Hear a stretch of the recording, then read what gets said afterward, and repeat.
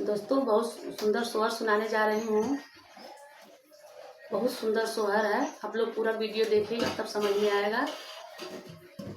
घड़ीला में फार का ठेस लगता है जब सीता जी जन्म लेती हैं, उसी पर ये सोहर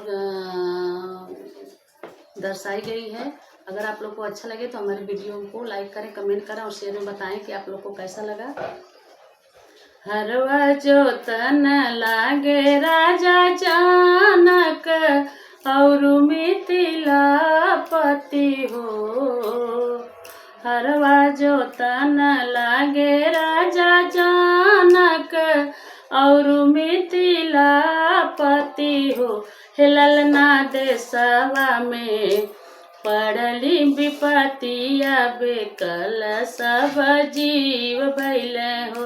ललना देशवा में पड़ली विपतिया बेकल नर नारी भैले हो।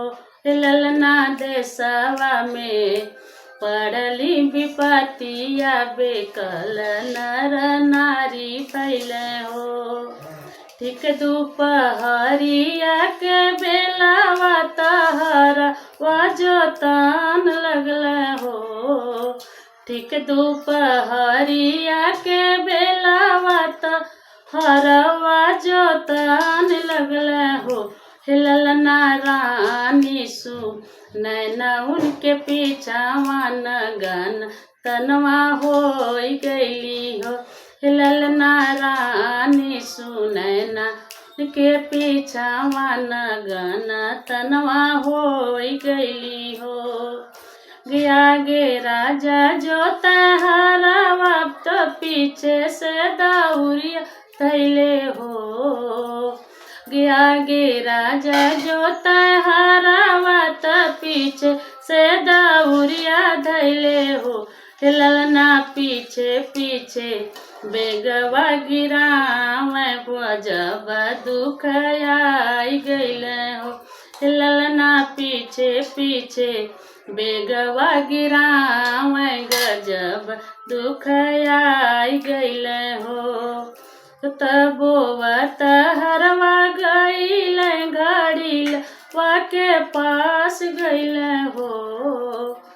जत तबोवत हरवा गईल घड़ीलवा के पास गईल हो। ललना लागी के घड़ीलवा में फारत सिया के जन्म भइल हो। ललना लागी के घड़ीलवा में फारत सिया के जन्म भइल हो। सिया जी के गोदिया उठाई के घर वाला गावेली हो। सिया जी के गोदिया उठाई के घर वाला गाली हो। ललना बरखा भयल अपरंपार जीव में जय जयकार होके हो। ललना बरखा भयल अपरंपार नगर में जय जयकार भइल हो।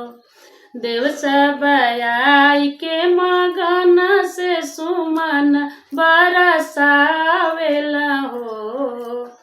देव सब आई के मगन से सुमन बरसावेल हो।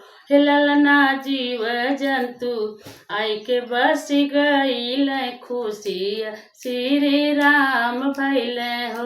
ललना जीव जंतु आई के बस गईल खुशी श्री राम भैले हो। हरवा जोतन लागे राजा जनक और मिथिला पति हो। ललना देशवा में आईली विपतिया बेकल सब नार नारी हो। ललना देशवा में आईली विपतिया बेकल सब जीव भैले हो। ललना देशवा में आईली विपतिया बेकल सब जीव भैले हो। आप लोग को कैसा लगा दोस्तों, कमेंट में ज़रूर बताइएगा आप लोग।